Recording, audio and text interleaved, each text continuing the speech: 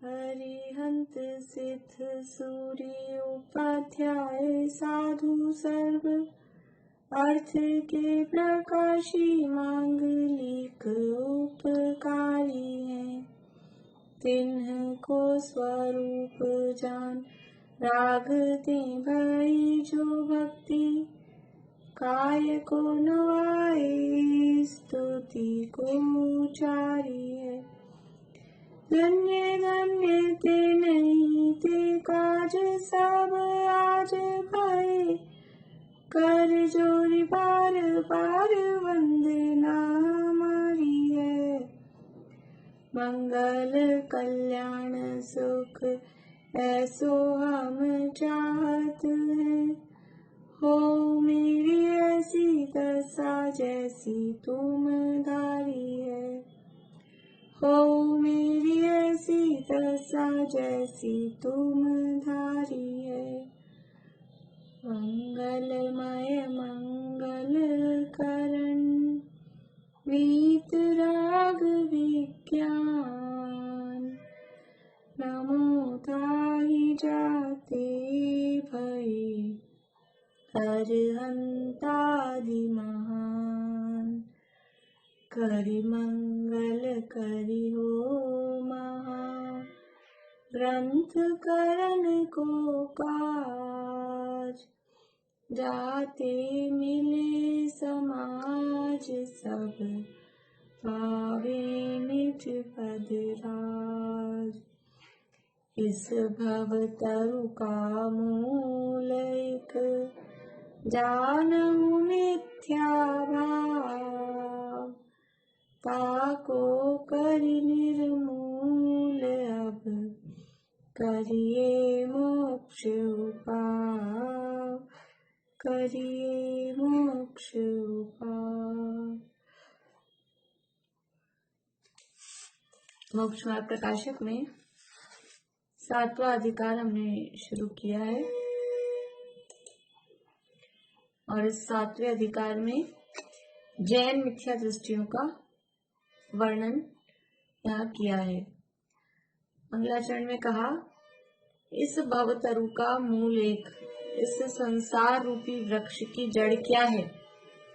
क्या है संसार रूपी वृक्ष? और संसार का मतलब क्या? संसार का मतलब कि दुख। संसार इज इक्वल्स टू दुख और मोक्ष इज इक्वल्स टू सुख। तो हमारे दुख की जड़ क्या है? किसके कारण हम दुखी हैं? क्यों दुखी हैं? परद्रव्यों के कारण, ये नेट प्रॉब्लम कर रहा है इससे दुखी हैं, बाइयां नहीं आती हैं उससे दुखी हैं, शरीर तकलीफ देता है उससे दुखी हैं, और गवर्नमेंट की नीतियों से दुखी हैं, लोगों के व्यवहार से दुखी हैं। किससे दुखी हैं? घर में जो उपकरण लगे हुए हैं वो खराब हो जाते हैं, उनसे दुखी हैं। किससे दुखी हैं? हमारे दुख की जड़ क्या है? कि परद्रव्य हमारे दुख का कोई, परद्रव्यों के साथ सुख दुख का कोई संबंध ही नहीं है। तो परद्रव्य तो दुख के कारण है ही नहीं। तो परद्रव्य दुख के कारण नहीं है, लेकिन ये जिनके जैसे समझ लीजिए, ये तो कोई तकलीफ नहीं दे रही हमको गाड़ी, लेकिन इसका रंग पसंद नहीं आया, इसका रंग अच्छा नहीं है। ये मकान ऐसे तो बढ़िया है, लेकिन इसमें जो फ्लोरिंग की है ना, वो फ्लोरिंग वो पसंद नहीं आई। तो ये ना परद्रव्य के कारण दुखी है, ना परद्रव्य के भावों के कारण दुखी है। परद्रव्य दुख का कारण नहीं है, परद्रव्य के भाव भी दुख के कारण नहीं है। फिर दुख का कारण कौन है? कि मिथ्या भाव। ये मिथ्या भाव किसके हैं? मैं आपके मिथ्यात्व से बहुत दुखी हूँ। आप में जो इतना मिथ्यात्व है ना, उसके कारण मैं परेशान हूँ। एक दूसरे के मिथ्या भाव से हम दुखी नहीं है। कुंद आचार्य कहें, जगत के जीवों में इतना मिथ्यात्व भरा है, और मैं कितना उनको उपदेश दूं। मैं तो दुखी हो गया इनके मिथ्यात्व के कारण। तो ऐसा किसी दूसरे की मिथ्यात्व के कारण कोई दूसरा दुखी हो, ऐसा भी नहीं है। तो हमारे दुख का कारण क्या है? ये मिथ्या भाव, यानी अपने ही जो विकारी भाव हैं। परद्रव्य दुख के कारण नहीं है, परद्रव्य के भाव दुख के कारण नहीं है, लेकिन जो अपने विकारी भाव हैं, मिथ्या भाव, वो हमारे दुख के कारण है। इस दुख का जड़, संसार की जड़, ये हमारे ही मोहराग देश के जो परिणाम है, मिथ्या दर्शन, मिथ्या ज्ञान, मिथ्या चारित्र के जो परिणाम है, वो ही हमारे दुख के कारण है।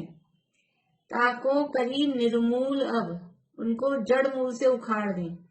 जड़ मूल से क्यों उखाड़ दें? थोड़ा बहुत रहने दो, उसमें क्या तकलीफ है।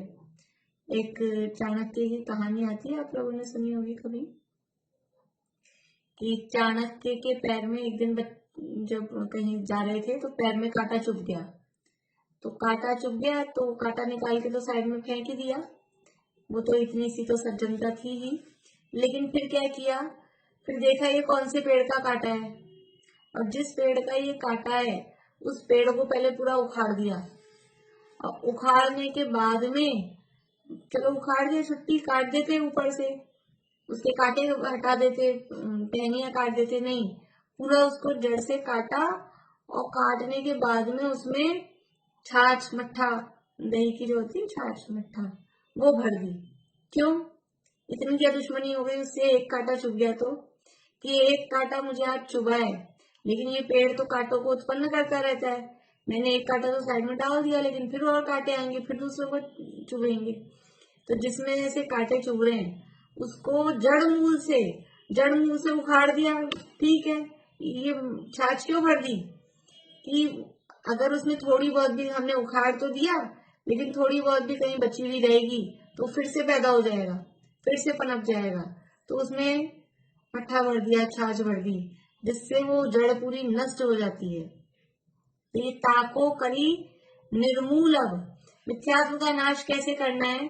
ये इस तरह से, ये आगे कहा है ना नीचे, मिथ्यात्व बैरी का अंश भी बुरा है।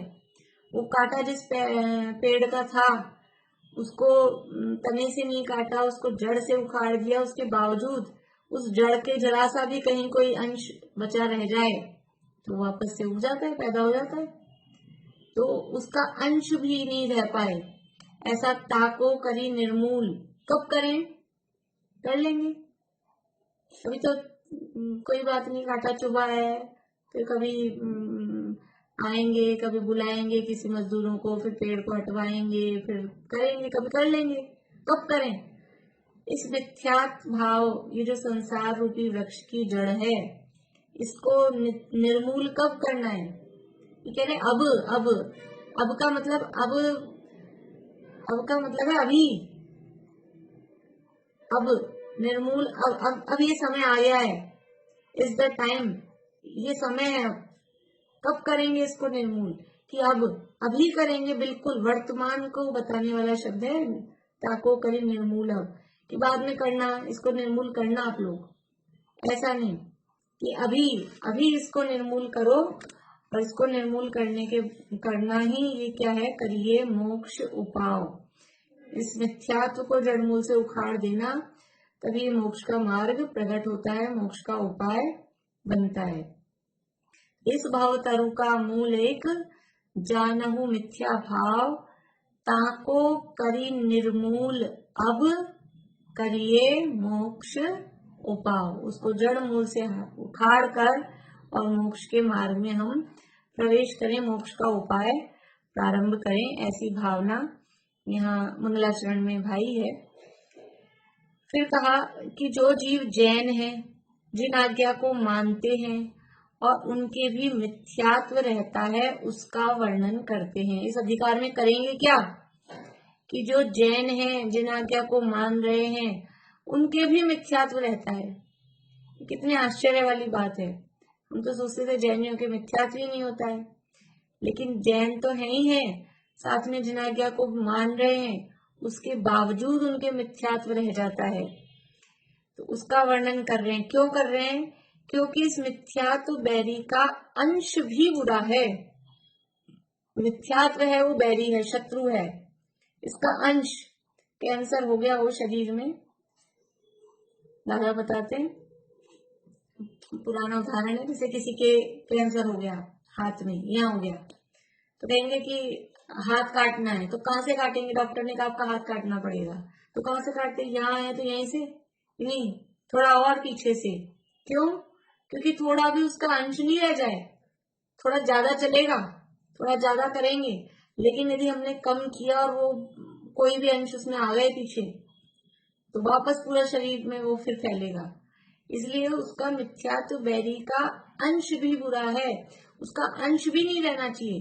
जैसे वो पेड़ जिसमें से कांटा निकला था, उस पेड़ की जरा सी जड़ भी जिंदा नहीं रहनी चाहिए। ऐसे इस मिथ्यात्व जो बैरी है, इस मिथ्यात्व रूपी जो हमारा समझ लो कैंसर का रोग है, महारोग है, इस मिथ्यात्व रूपी कैंसर का अंश भी बुरा है। इसलिए सूक्ष्म मिथ्यात्व भी त्यागने योग्य है। तो ऐसा होता है, अपन कमरे की झाड़ू लगाते हैं, कमरे की झाड़ू लगाते हैं, तो झाड़ू लगाते हैं, फिर सफाई हो जाती है नहीं, फिर भी कुछ धूल रह जाती है, तो हम फिर पोंछा लगाते हैं, तो पोंछे में थोड़ी और जो बची है वो निकल जाती है। तो पोंछा लगाने के बाद क्या बिल्कुल साफ हो गई? नहीं। अगर आप धुलाई करेंगे ना, अपन झाड़ू लगाते हैं, उससे ज्यादा सफाई पोंछे में हो रही है, और पोंछे से भी ज्यादा फिर क्या करते हैं, दिवाली आती है जब धुलाई करते हैं फिर सारे घर की, कमरों की, सबकी। क्यों कर रहे हैं धुलाई? रोज तो पोंछा लगाते हैं, लेकिन वो थोड़ी थोड़ी सूक्ष्म धूल रहती है। लेकिन जैसे हमने झाड़ू पोछा लगाया, धुलाई भी की, फिर भी कुछ ना कुछ धूल रह जाती है। हमारे बर्तनों में ऐसे रह जाए तो, हमने झाड़ू लगाई, पोछा लगाया कमरे में, फिर भी कहीं कहीं थोड़ी बहुत रह जाती है, फिर अपन नेग्लेक्ट कर देते हैं कि ठीक है, इतनी तो अब वो नहीं जाएगी, रोज धुलाई नहीं कर सकते हम, पोछा लगाते हैं, फिर भी थोड़ी बहुत हो ही जाती है। तो बर्तनों में रह जाए तो ऐसी कि हमने साफ तो किया है, पाउडर भी लगा रह जाए ना, पाउडर से करते हैं कोई विम बार वगैरह से, तो वो उसका, तो क्या करते हैं, उसको भी फिर अच्छे से कपड़े से पोंछते हैं बिल्कुल। क्यों? क्यों? वो सूक्ष्म भी रह जाएगी तो वो हमारे लिए हार्मफुल है, हमारे लिए हानिकारक है। कि इतनी से आप, हमने फर्श की धुलाई की और वो पाउडर थोड़ा बहुत कहीं रह गया, तो अपन इतना ध्यान देते हैं क्या? ठीक है, कोई बात नहीं, अब रह गया। लेकिन बर्तनों में रह जाए तो बर्तनों में नहीं चलेगा, वो जरा सा भी नहीं चलेगा। ऐसे ही मिथ्यात्व, ये मिथ्यात्व थोड़ा भी रह जाए जीवन में सूक्ष्म, अब इतना सही तो है, बारीकी तो है, कोई बात नहीं, थोड़ा सा ही तो पाउडर लग रहा है बर्तन में, क्या हो गया, कोई बात नहीं। और उसमें ऐसी लिक्विड चीज लेनी हो अपने को, खिचड़ी खानी हो, उसमें वो पाउडर लगा हुआ है, तो वो साथ में आएगा कि नहीं आएगा? सारा वो सारा साथ में आ जाएगा। तो वो ये इतना सा भी नहीं चलेगा, खाने पीने की चीजों में इतना भी नहीं चलेगा। थोड़ी सी भी एक बाल आ गया खाने में तो चल जाए, एक बाल आ गया क्या हो गया, बहुत सारे गुच्छे थोड़ी ना है, एक छोटा सा ही तो आया है, नहीं, वो सूक्ष्म भी नहीं चलेगा। लेकिन सूक्ष्म मिथ्यात्व भी थोड़ा सा भी कहीं अंदर कोने में छुपा हुआ भी हो, तो वो भी त्यागने योग्य है। वो सूक्ष्म भी जब तक रहेगा तब तक मोक्ष उपाय, ये मोक्ष का उपाय प्रारंभ नहीं होगा, समय दर्शन की प्राप्ति नहीं होगी। इसलिए इस मिथ्यात्व बैरी का अंश भी बुरा है, इसका अंश भी नहीं रहना चाहिए। इसलिए सूक्ष्म भी मिथ्यात्व त्यागने योग्य है। वहां जिनागम में निश्चय व्यवहार रूप वर्णन है, उनमें यथार्थ का नाम निश्चय है, उपचार का नाम व्यवहार है। इनके स्वरूप को न जानते हुए अन्यथा प्रवर्तते हैं। कल हमने उदाहरण लिए थे निश्चय व्यवहार के कुछ, कि डब्बा कहा चीनी का डब्बा, तो वो चीनी, स्टील के डब्बे को चीनी का डब्बा कहना वो उपचरित कथन है, वो काम चलाने के लिए किया है, वो वास्तविकता नहीं है, ये तो बाहर की चीजों में हुआ।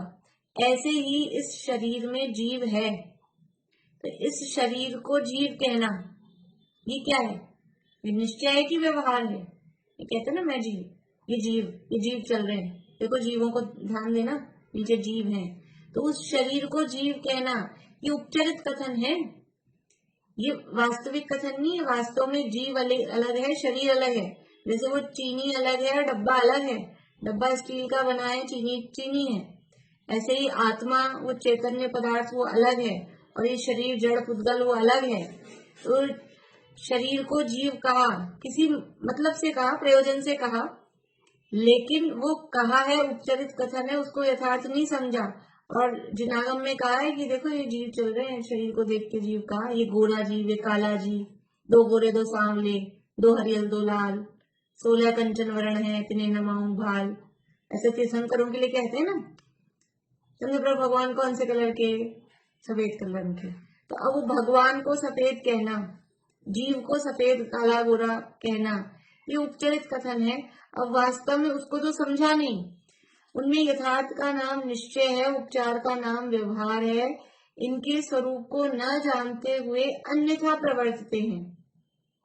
कि जो गोरा काला कहा गया है जीव को, ये उपचरित कथन है, वास्तव में वो जीव का स्वरूप नहीं है। लेकिन फिर भी ऐसा नहीं जानकर शरीर को जीव मान लिया। मैं मोटा, मैं पतला, ये सब क्या है? ये जो मान रहे हैं कि सब शास्त्रों में लिखा है, ऐसा शास्त्रों में ऐसा लिखा है, महामत्स्य 1000 योजन लंबा, 500 योजन मोटा, 500 योजन चौड़ा, 250 योजन मोटा, ये इतना बड़ा महामत्स्य होता है। ये सब कौन से कथन है? ये कैसे कथन है? सूक्ष्म लिकोदिया लब्धिया पर्याप्त घनांगुल के संख्याद्य भाग प्रमाण है। ये जो कहा, तो वो जीव का ही आकार है क्या? नहीं तो कहते अणुगुरु देह प्रमाणो उपसंहार सपदो चेदा असमोहदो व्यवहारा निश्चय नैदो असंख्य देशो वा। तो असंख्यात प्रदेश ही है कि वो 1000 योजन का है, इतना है जी। तो उसका यथार्थ स्वरूप, इनका वास्तविक स्वरूप क्या है? 1000 योजन का महामत्स्य कहा तो वो उपचरित कथन है, व्यवहार का कथन है। और असंख्यात प्रदेशी जीव को कहा, वो यथार्थ कथन है। ऐसा बराबर नहीं समझ के, और जो उपचरित कथन था उसको ही सच्चा मान लिया, जो व्यवहार से कहा गया था उसको ही सच्चा मान लिया। जैसे ऐसे होता है, समझ लीजिए अपने कोई कजन्स हो, कोई कजन हमारी, समझ लीजिए मेरी चाची सास है मान लीजिए, और फिर किसी से मिलवाए वो मुझे, ऐसा मतलब ऐसा होता है ना, कोई नई नई शादी हुई, कोई बहू आई है, उसकी चाची सास, तो क्या कहेंगी वो? ऐसे कहेंगी मेरी जेठानी की बहू, ऐसे बोलती है मेरी बहू है, ये हमारी बहू है। तो अब वो कोई ऐसा मान ले कि आप ही की बहू है, आपके बेटे की वाइफ है, ऐसा कोई मान ले, तो क्या होगा? अब उपचार से कहा है, ऐसा चलता है ना व्यवहार में। समझ लीजिए मामा जी के फ्रेंड को मामा जी कह देते हैं, फ्रेंड की मम्मी को मम्मी कह देते हैं, तो ये सब उपचरित कथन है। अब उस कथन को, उस व्यवहार को नहीं जानकर और उसी को सच्चा मान ले, उसी को सच्चा मान ले, तो वो समझ लीजिए दुखी होगा, यथार्थ स्वरूप का निर्णय नहीं होगा। तो ये कह रहे हैं कि यथार्थ का नाम निश्चय है, उपचार का नाम व्यवहार है। इनके स्वरूप को न जानते हुए अन्यथा प्रवर्तते हैं, वही कहते हैं। अब जिनागम ने निश्चय का कथन किस अपेक्षा से किया, व्यवहार का कथन किस अपेक्षा से किया, उसको यथार्थ नहीं जानने में कितनी कितनी बड़ी गलतियां हो जाती हैं, वो बात यहाँ बता रहे हैं। 4 प्रकार के आभासों का वर्णन कर रहे हैं। कौन कौन से 4 प्रकार हैं? मुन्ना भाभी बताइए, कौन कौन से 4 प्रकार हैं, 4 आभास हैं?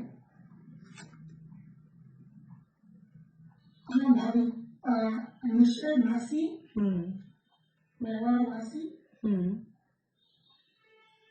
उपयाभासी, हिंदी सही नहीं बोल रही, हाँ कोई बात नहीं, हाँ हाँ, और लास्ट सम्यक ऐसा कुछ, सम्यक सन्मुख, सम्यक सन्मुख, मिथ्या दृष्टि, बढ़िया। निश्चयाभासी, व्यवहाराभासी, उभयाभासी और सम्यक सन्मुख मिथ्या दृष्टि। चौथा है वो आभासी नहीं है, चौथा है वो तो सम्यक के सन्मुख है। 3 है आभास। निश्चय का स्वरूप यथार्थ नहीं जानने वाला निश्चयाभासी, व्यवहार का स्वरूप यथार्थ नहीं जानने वाला व्यवहाराभासी, और दोनों का ही स्वरूप गड़बड़ जानने वाला वो उभयाभासी। ऐसे 3 प्रकार के आभासियों की, आभासी रूप मिथ्या दृष्टियों की चर्चा यहाँ कही है। देखिए कितने ही जीव, पेज नंबर है 193, 193 नंबर पेज है, निश्चयाभासी मिथ्या दृष्टि हेडिंग है। शुरू करते हैं। कितने ही जीव निश्चय को न जानते हुए निश्चयाभास के श्रद्धानी होकर अपने को मोक्ष मार्गी मानते हैं। इसमें क्या गलत है? निश्चय का श्रद्धान करके अपने को, यानी निश्चय मैंने जैसा कहा वैसा माने तो निश्चयाभासी है क्या? नहीं। निश्चय मैंने जैसा कहा उसका निश्चय नय का स्वरूप तो जाना नहीं कि निश्चय नय कह रहा है। नय का मतलब क्या है? नय का मतलब क्या? नय का मतलब है दृष्टिकोण, अपेक्षा। तो निश्चय नय का जो दृष्टिकोण है, उसकी जो अपेक्षा है, उसको तो समझा नहीं, और जो निश्चय को तो जाना नहीं, और फिर समझ रहा है कि मैं निश्चय को जान रहा हूं। निश्चय का यथार्थ स्वरूप जाना नहीं, निश्चय ने क्या कह रहा है वो समझा नहीं, लेकिन खुद क्या समझ रहा है कि मैं निश्चय को समझ रहा हूं। तो वो क्या हुआ? आभास। निश्चय का यथार्थ स्वरूप समझे और फिर उस हिसाब से प्रवर्तन करे तो आभास नहीं है, लेकिन निश्चय का यथार्थ स्वरूप तो समझा नहीं, लेकिन खुद क्या मान रहा है अपने अंदर में कि मैं निश्चय को जानता हूं। तो वो आभास हो गया उसको, वास्तविकता में निश्चय का स्वरूप नहीं जान रहा, लेकिन ऐसा फील कर रहा है कि ऐसा मान रहा है कि मैं निश्चय को जान रहा हूं, इसलिए वो निश्चयाभास। तो कितने ही जीव निश्चय को न जानते हुए निश्चयाभास के श्रद्धानी होकर अपने को मोक्ष मार्गी मानते। यथार्थ स्वरूप जाना नहीं। समझ लीजिए कहीं जा रहे थे सफर में, बाय रोड, और हम क्या समझ रहे हैं, हमारा सच्चा मार्ग तो जानते नहीं है, हम सोच रहे हैं ये आगरा रोड है, और वो थी अजमेर रोड, और अजमेर रोड को आगरा रोड जानकर, तो आगरा रोड को तो जाना नहीं, और अंदर में क्या मान रहा है कि मैं तो आगरा रोड पे हूँ। तो ये क्या हुआ? आगरा रोड आभासी, वो आभास हो गया ना उसको। तो वो निश्चयाभास का श्रद्धानी होकर ऐसे आगरा का रोड का आभासी होकर और अपने को समझ रहा है हम आगरा के मार्ग में हैं। ऐसे ही वो निश्चय का स्वरूप तो यथार्थ जाना नहीं और आभास हो गया कि ये निश्चय है। तो निश्चयाभास का श्रद्धानी होकर अपने को मोक्ष मार्गी मानता है कि हम तो मोक्ष मार्गी हैं, हम तो सब जानते हैं। तो कितने ही जीव निश्चय को न जानते हुए निश्चयाभास के श्रद्धानी होकर अपने को मोक्ष मार्गी मानते हैं। अब यहाँ निश्चयाभासी मिथ्या दृष्टि की मान्यताएं बताएंगी, अपन नंबर डालेंगे इन पे। ये पहला नंबर क्या है? अपने आत्मा का सिद्ध समान अनुभव करते हैं। ये निश्चयाभासी की मान्यताओं की पहला बिंदु। क्या मानता है वो? अपने आत्मा का सिद्ध समान अनुभव करता है। अब बताओ इसमें क्या गलत है? हम सिद्ध समान ही का अनुभव करना है हमको, इसमें क्या गलत है?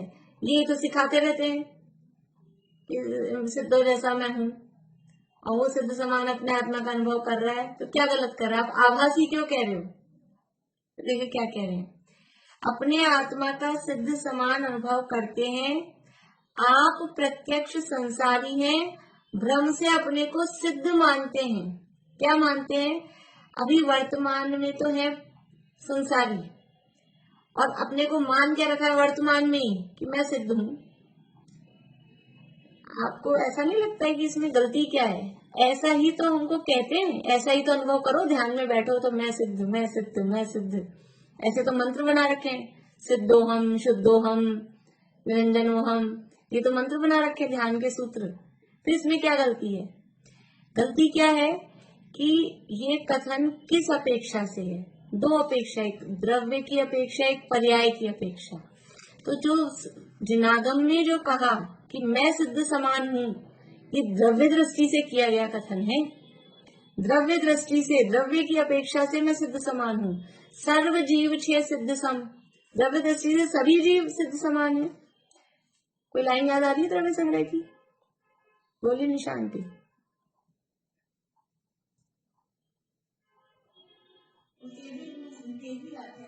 हाँ,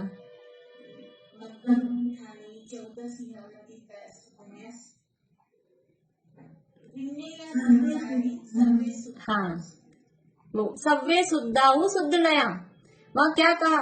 शुद्ध नय से सभी जीव शुद्ध हैं। शुद्ध नय से तो सभी जीव शुद्ध हैं, लेकिन उससे पहले क्या कहा? मग्गण गुण ठाणे ही है, 14 ही हवंती तय अशुद्ध नया। तो वो जो सव्वे शुद्धाहु शुद्ध नया कहा, जो निगोद में सोई मुझ में सोई मोक्ष मंजार, ऐसा तो कहते हैं कि मैं सिद्ध समान ही हूँ, लेकिन वो द्रव्य दृष्टि से हूँ। पर्याय में क्या है? पर्याय में पामरता जो है संसारी अवस्था है, मार्गणा स्थान वाला, गुण स्थान वाला, ये जो अशुद्ध रूप दिखाई दे रहा है, ये पर्याय में ये भी है। तो वो पर्याय में ही अपने आप को मैं तो सिद्ध हूं ऐसा मानता है। गलती कहाँ है कि निश्चय ने जो कथन किया था वो द्रव्य दृष्टि की अपेक्षा से, द्रव्य अपेक्षा से कथन किया था। निश्चय ने द्रव्य अपेक्षा से कथन किया और ये क्या मान रहा है, निश्चय ने के कथन को पर्याय में भी लागू कर रहा है। जो द्रव्य की अपेक्षा से किया गया कथन था उसको पर्याय में लागू कर रहा है, इसलिए मिथ्या दृष्टि है। मिथ्या दृष्टि कौन होता है? मिथ्यात्व क्या है? कि जो वस्तु जैसी है उसको वैसा नहीं मानना, उल्टा मानना।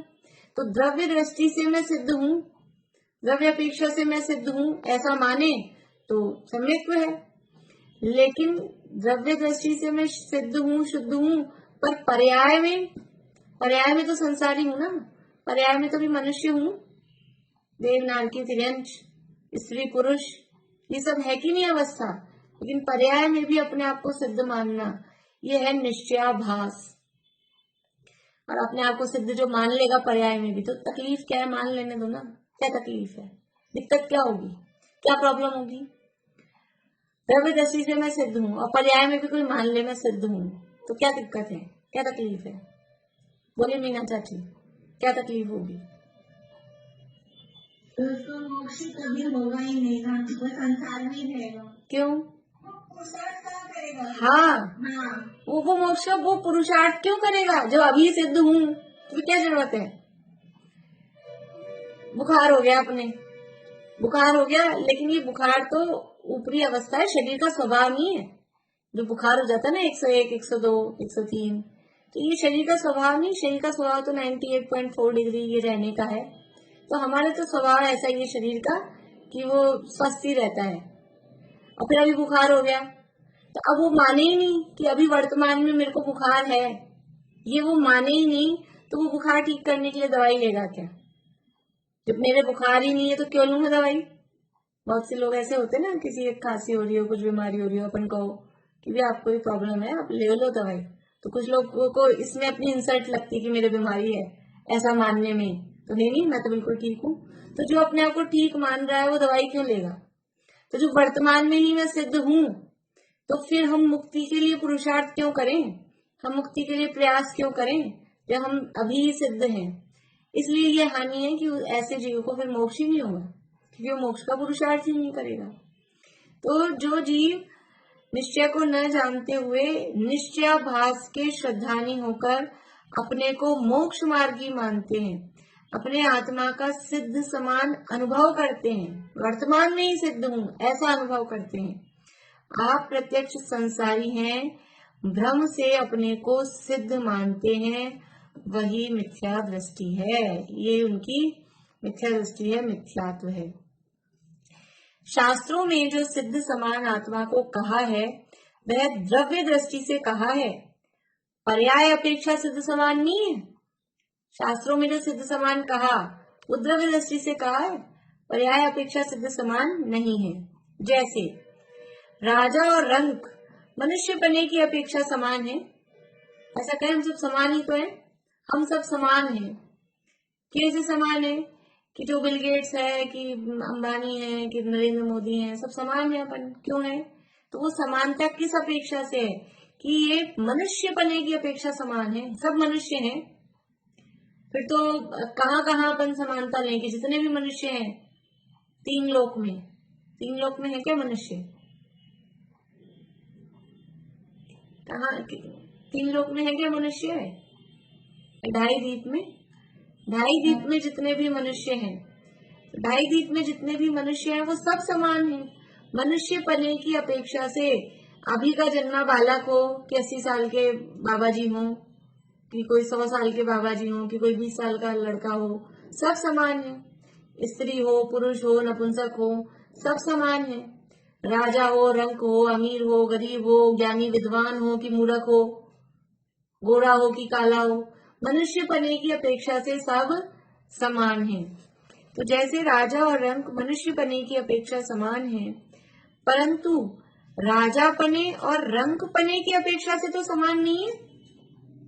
एक क्लास में 50 बच्चे हैं तो उस क्लास की अपेक्षा से सब समान है, सब एक से हैं, लेकिन फिर कोई बच्चा कहे कि आप तो भेदभाव करते हो टीचर को, एक को स्टेज पे बुला के इनाम दिए और तालियां बजाई उसके लिए, जो आप तो ऐसे कहते हो मैं किसी में भेदभाव नहीं करती, मेरे लिए तो सब बच्चे एक समान हैं, और एक के लिए तालियां बजा रहे हो, एक को इनाम दे रहे हो, और हमको कुछ ही नहीं, हमको डांटते और हो, पनिश करते हो। तो जो समानता है वो विद्यार्थी पने की अपेक्षा से समानता है, लेकिन जो अच्छा परफॉर्म कर रहा है, जो टॉप आ रहा है, उस अपेक्षा से समानता नहीं है। तो राजा और रंक मनुष्य पने की अपेक्षा समान है, परंतु राजा पने और रंक पने की अपेक्षा से तो समान नहीं है। जो ऊपरी जो फर्क है बाहर का, वो तो है ही ना, वो समान नहीं है। उसी प्रकार सिद्ध और संसारी जीवत्व पने की अपेक्षा समान है। इस सिद्ध में और संसारी में क्या समानता है? कौन सी समानता है? ये पारिणामिक भाव की। कौन सा पारिणामिक भाव? ये जीवत्व पारिणामिक भाव, जिसके लिए हम कहते हैं जो निगोद में सो ही मुझ में सो ही मोक्ष मंझार। वो क्या है, क्या चीज है? वो जीवत्व पारिणामिक भाव, जीवपना। निगोदिया भी जीव है, मैं भी जीव हूँ, सिद्ध भगवान भी जीव हैं, देव हो, मनुष्य हो, नारकी हो, तिरंच हो, सिद्ध हूँ। मार्गणाओं में देखें, गति मार्गणा के आधार पर तो सब जीवत्व पने की अपेक्षा सब में समान है। इंद्रिय मार्गणा की अपेक्षा से देखें, एक इंद्रिय हो, दो इंद्रिय हो, तीन इंद्रिय हो, चार इंद्रिय हो, सब में समानता क्या है कि सब में वो जीवपना, जीवत्व, उसकी अपेक्षा से समानता है। लेकिन एक इंद्रिय पने का और दो इंद्रिय पने का भेद है। पंचेंद्रिय पने का और सिद्ध भगवान जो इंद्रियातीत हैं, अतीन्द्रिय हैं, वो फर्क है कि नहीं है? कि वो फर्क भी अपनी जगह वो फर्क है। तो सिद्ध और संसारी जीवत्व पने की अपेक्षा समान है, परंतु सिद्ध पने और संसारी पने की अपेक्षा तो समान नहीं है। तथापि ये तो जैसे सिद्ध शुद्ध हैं, वैसा ही अपने को शुद्ध मानते हैं। जैसे सिद्ध भगवान द्रव्य कर्म भाव कर्म नो कर्म से रहित, ज्ञान शरीरी त्रिविध कर्म मल वर्जित सिद्ध महंता, निकम्माठ गुणा किंचुणाचरम देह दो सिद्धा। वो अभी मान रहा है, वो तब होंगे निकम्मा और किंचुणाचरम देह दो, ये अभी मान रहा है अपने आप को मैं सिद्ध हूं। तो तथापि ये तो सिद्ध जैसे सिद्ध शुद्ध है, वैसे ही अपने को शुद्ध मानते हैं, परंतु वह शुद्ध अशुद्ध अवस्था पर्याय है। इस पर्याय अपेक्षा समानता मानी जाए तो यही मिथ्या दृष्टि है। ये समानता किस अपेक्षा से थी? समानता थी द्रव्य अपेक्षा से, और वो पर्याय में भी अपने आप को समान मान रहा है, तो ये मान्यता, यही मिथ्या दृष्टि है। मतलब ये जो उसकी मान्यता है, ये मान्यता ही उल्टी है, वही उसका मिथ्यात्व है। तो क्या हुआ? पहला पॉइंट कि अपने को सिद्ध समान शुद्ध मानता है, निश्चयाभासी मिथ्या दृष्टि का कि पहली विपरीत मान्यता कि अपने को सिद्ध समान शुद्ध मानता है। ये तो याद करने के लिए पॉइंट हुआ। तो इसमें गलती क्या है कि जो सिद्ध समान शुद्ध कहा गया वो द्रव्य दृष्टि की अपेक्षा से कहा गया है, और ये वर्तमान पर्याय में ही अपने को पर्याय में ही सिद्ध जैसा शुद्ध कर्मों से रहित ऐसा मान रहा है। अभी उल्टा क्या है कि वर्तमान में कर्मों से सहित दिख रहा है, कर्मों से सहित है, और फिर भी कह रहा है कि नहीं पर्याय में। यही बात द्रव्य दृष्टि से कहे तो सही है। देखो यदि द्रव्य दृष्टि से भी नहीं माने तो वो शुद्धता प्रकट कैसे हो? परतंत्रता के काल में ही ये नारा कब निकला था कि स्वाधीनता स्वतंत्रता हमारा जन्म सिद्ध अधिकार है? ये नारा परतंत्रता के काल में ही निकला। तो परतंत्रता के काल में ही अपने को स्वतंत्र स्वीकार भी करना पड़ेगा, अदरवाइज वो परतंत्रता दूर नहीं होगी। लेकिन वो जो स्वतंत्रता है वो किस अपेक्षा से है? और वर्तमान की परतंत्रता को नहीं माने, हम तो स्वतंत्र ही हैं, हमारा जन्म सिद्ध अधिकार है, हम तो जन्म से स्वतंत्र ही हैं, ऐसा ही मान के बैठ जाए तो पराधी नहीं रहेगा ना। फिर ये फ्रीडम फाइटर ये होती क्यों सारी स्वतंत्रता का अभियान, ये सब क्यों होता? तो स्वतंत्रता, मैं स्वतंत्र हूँ, मैं कर्मों से रहित हूँ, ये भी मानना पड़ेगा, लेकिन मुझे कर्मों से रहित होना भी है। गुरुदेव के प्रवचनों में इस तरह की बात आती है। बोल है उनका, इसी तरह का है, एग्जैक्ट मुझे याद नहीं आ रहा, पर कि मैं हाँ, प्रत्येक जीव बधा भगवान छो और बधा भगवान थाओ। प्रत्येक जीव भगवान है और प्रत्येक जीव भगवान हो। तो जब है ही तो होए क्यों? जब हम भगवान ही हैं तो फिर हम होएंगे क्यों? है ही ना। लेकिन है ये इसमें न लगा के बताएं, अपेक्षा लगा के बताएं। बोलिए ज्योति जी। प्रत्येक जीव भगवान है और प्रत्येक जीव भगवान हो जाए।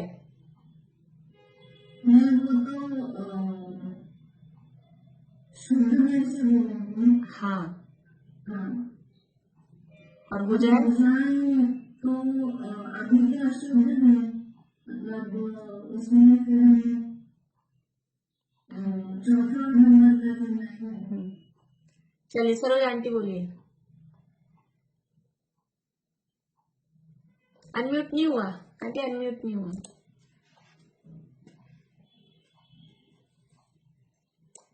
करिए उसको, अच्छे से दबाइए। हाँ द्रव्य से है और पर्याय में हो गया। हाँ, द्रव्य से है। अभी अपन वैसे नहीं लगा रहे, वो अपेक्षा लगानी। निश्चय में से कहें कि द्रव्य से कहें, द्रव्य से सभी जीव भगवान है, निश्चय से सभी जीव भगवान है, और पर्याय में होना है। द्रव्य में मैं भगवान हूँ लेकिन पर्याय में नहीं हूँ, पर्याय में होना है। तो बधा भगवान छो और बधा भगवान थाओ, ऐसा गुजराती में गुरुदेव श्री बोलते हैं। तो ये अपेक्षा नहीं समझते हैं। अपेक्षा नहीं समझने से ही सारी गड़बड़ियां होती है। तो ये किस अपेक्षा से कौन सा कथन कहा गया है, ये निश्चय के कथन तो सुने पढ़े, लेकिन ऐसा इस तरह की मान्यता उसकी विपरीत हो गई, ये आभास उसको हो गया। तो अपने को सिद्ध समान अनुभव करता है, वास्तव में खुद अभी प्रत्यक्ष संसारी है, भ्रम से अपने को सिद्ध मानता है। ये उसकी पहली भूल हुई है। बोलिए निशांति। हाँ, ऐसा भी बोलना है। द्रव्य और पर्याय का मतलब वही है, द्रव्यार्थिक में और पर्यायार्थिक में। अपन वो मुख्य रूप से निश्चय व्यवहार बोलते हैं। तो द्रव्य जिसको विषय बनाता है वो द्रव्यार्थिक में, और पर्याय जिसको विषय बनाता है, पर्याय को जो विषय बनाए वो पर्यायार्थिक में। तो द्रव्यार्थिक में और पर्यायार्थिक में कैसे? द्रव्यार्थिक में जो है एक तरह से वो चौथा ऐसे सामान्य रूप से हम कह सकते हैं द्रव्यार्थिक न्याय को निश्चय, पर्यायार्थिक न्याय को व्यवहार, ऐसा सामान्य रूप से कह सकते हैं। लेकिन जब उसकी डीप स्टडी करते हैं तो द्रव्यार्थिक न्याय के भेद प्रभेदों में भी कुछ जो उनके भेद, द्रव्यार्थिक न्याय के 10 भेद हैं, पर्यायार्थिक न्याय के 6 भेद हैं। तो द्रव्यार्थिक न्याय के भेदों में भी कुछ भेद व्यवहार न्याय के खाते में चले जाएंगे, इसलिए ऐसा 100% सेम नहीं है। फिर भी स्थूल कथन में सामान्य रूप से द्रव्यार्थिक न्याय को निश्चय न्याय के इक्विवेलेंट और पर्यायार्थिक न्याय को व्यवहार न्याय के इक्विवेलेंट रखते हैं। और जो आप चौथे नंबर का कह रहे हो, वो द्रव्यार्थिक न्याय में जो टॉप है वहाँ परम भाव ग्राही शुद्ध द्रव्यार्थिक न्याय है, वो परम शुद्ध निश्चय न्याय के समान, वो दोनों समान है, वो भेद प्रभेदों के अंतर्गत आएगा। अभी तो यहाँ भेद प्रभेदों की बात नहीं है, तो सामान्य कॉमन रूप से निश्चय और व्यवहार या द्रव्यार्थिक और पर्यायार्थिक ऐसी कॉमन बात चलेगी, भेद प्रभेदों की बात यहाँ नहीं चलेगी। तो ये मान्यता कि कौन सा कथन किस अपेक्षा से किया गया है, उस अपेक्षा को नहीं समझकर, और ये कौन नहीं समझता है, ऐसे बच्चे होते हैं ना, बच्चे वो नहीं समझ पाते। अपन कोई बात बोलो तो बच्चे का मतलब क्या होता है? बच्चा मतलब अज्ञानी, बच्चा मतलब ही अज्ञानी है, बाल बुद्धि कहते हैं ना, अज्ञानी।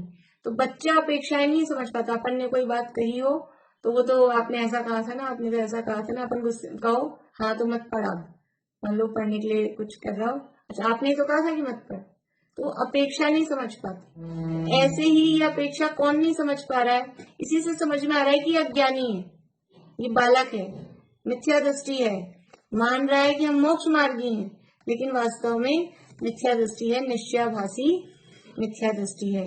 ये पहली मान्यता हुई। आगे और दूसरी मान्यता की चर्चा कल आगे बढ़ाएंगे, अभी यही पूरा करते हैं। अभी जो लोग भी शांति जी भाई साहब की क्लासेस सुन रहे हो तो अब 2 टाइम चलेंगे आज से उनकी। शाम को भी अभी 8 बजे से क्लास है और सुबह 10 बजे से है, दोनों टाइम चल रही है। जिन्ना वही PTSD स्मारक।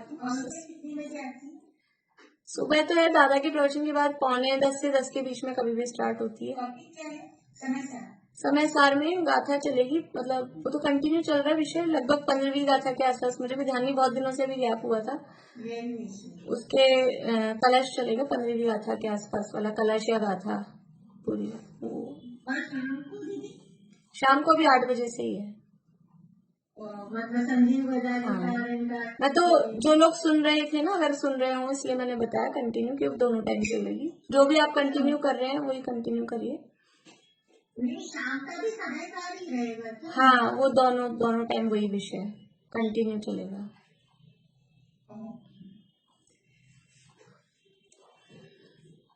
जिनवाणी स्तुति बोलते हैं।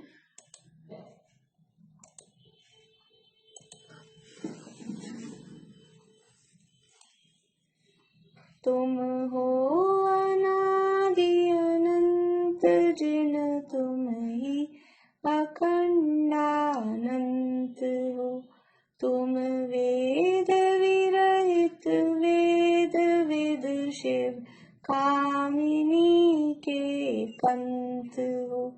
तुम संत हो भगवंत हो, तुम भव जलधि के अंत हो। तुम में अनंतानंत गुण, तुम ही अनंतानंत हो।